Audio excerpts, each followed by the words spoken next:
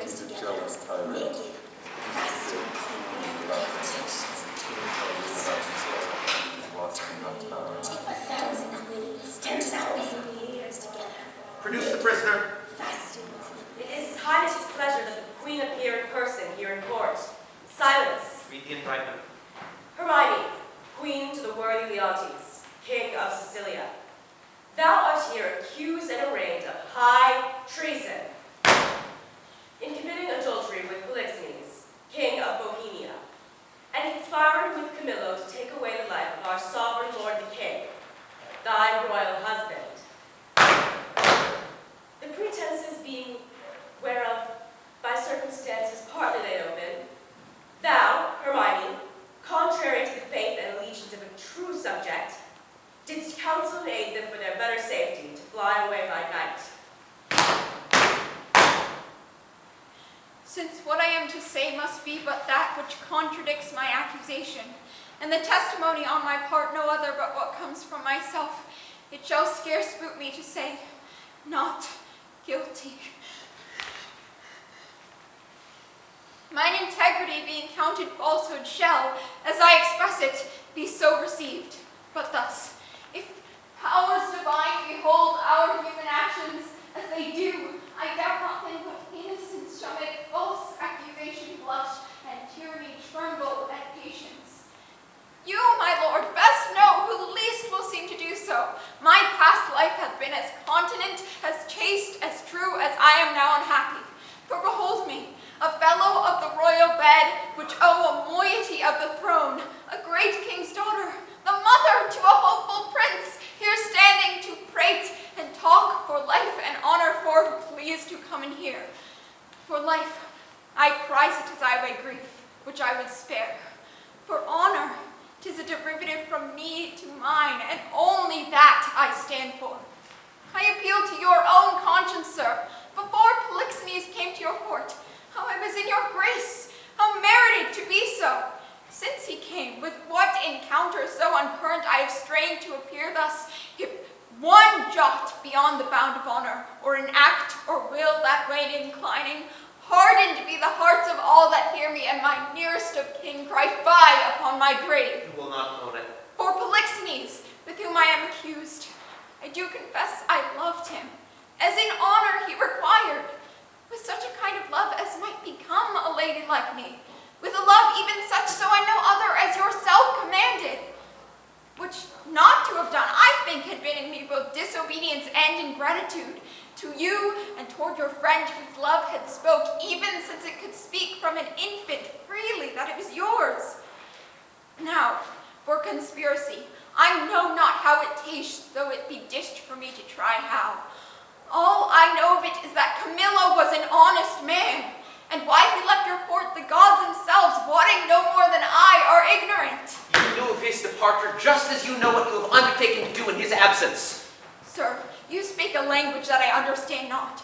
My life stands on the level of your dreams, which I'll lay down. Your actions are my dreams. You had a bastard by Polixenes, and I but dreamed it. As you were past all truth, those of your fact were so past all shame, which to deny concerns more than avails. For as thy brat hath been cast out, like to itself no father owning it, which is indeed more criminal in thee than in it, so too thou shalt feel our justice, in whose easiest passage we look for no less than death. No, sir, spare your threats. The bug which you would frighten me with, I seek. To me can life be no commodity. The crown and comfort of my life, your favor, I do give lost, for I do feel it gone, but know not how it went. My second joy and first fruits of my body, from his presence I am barred like one infectious. My third comfort, starred most unluckily, is from my breast, that innocent milk in its most innocent mouth hailed out to murder. Myself on every post proclaimed a strumpet with a modest hatred, the childbed privilege denied which longs to women of all fashions. Lastly, hurried here to this place in the open air before I have got strength of limit. Now, my liege, tell me what blessings I have here alive that I should fear to die. Therefore proceed, but yet hear this, mistake me not. No life, I prize it not a straw, but for mine honor, which I would free. If I shall be condemned upon surmises with all proofs sleeping else but what your jealousies awake, I tell you 'tis rigor and not law. Your honors all, I do refer me to the oracle. Apollo be my judge. This your request is altogether just. Therefore, bring forth in Apollo's name his oracle. The Emperor of Russia was my father. Oh, that he were alive and here beholding his daughter's trial, that he did but see the flatness of your misery, but with eyes of pity, not revenge. We here do swear upon the sword of justice that we, Cleomenes and Dion, have been both at Delphos, and from thence have brought the sealed up oracle, by hand delivered of Apollo's great divine, and since then have not dared to break the holy seal or read the secrets in it. All this we Pick swear. up the seals and read. Hermione's chaste, Polixenes blameless, Camillo a true subject, Leontes a jealous tyrant, his innocent babe truly begotten, and the king shall live without an heir, if that which is lost be not found. Now blessed be the great Apollo, praised. Hast thou read the truth? Aye, my lord, even so as it is here set down.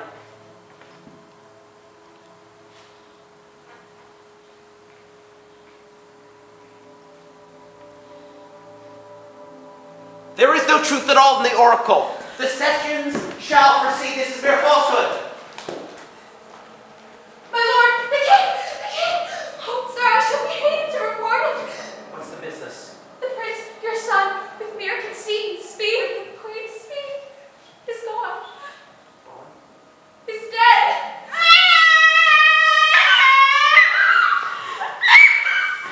I was angry at the heavens themselves and strike at my injustices. How now there? That news is mourning for the queen. Look down and see what death is doing. Take her hence, her heart is no reproach. She will recover. I have too much believed in mine own suspicion. Tenderly apply some remedy of life to her. Apollo, pardon my great profaneness against thine oracle. I'll reconcile myself to Polixenes. Knew who my queen were. Call the good Camillo, who a man I proclaim as a man of truth, of mercy. Woe the while. Cut my lace, lest my heart cracking it break too. What studied torments, tyrant, hast for me? What wheels, racks, fires, what flaying, boiling, in leads or oils?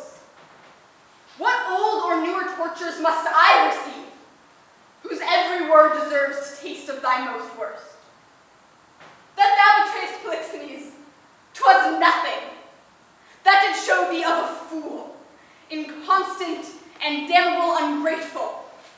Nor was much that thou would poison good Camillo's honor to have him kill a king.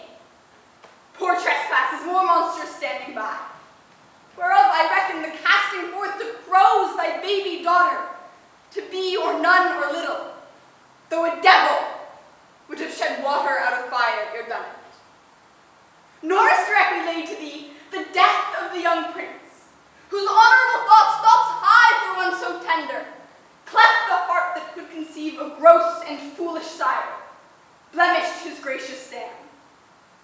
This is not, no, laid to thy answer, but the last.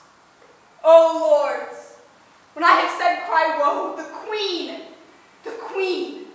the dearest, sweetest creature's dead, and vengeance for it not dropped down yet. I say she's dead! I'll swear it. Oh, thou tyrant would take thee to nothing but despair. 1,000 knees, 10,000 years together, naked, fasting, upon a barren mountain, and still winter and storm perpetual, could not move the gods to look the way thou wert. Go on, thou canst not say too much. I have deserved all the tongues to talk their bitterest. I'll speak of her no more, nor of your children. I'll not remember you of mine own lord, who is lost too. Take your patience to you, and I'll say nothing. But didst speak but well when most the truth which I deserve much better than to be pitied of thee. Prithee, bring me to the bodies of my queen and son. One grave shall be for both. On it shall the causes of their death appear. Unto our shame perpetual.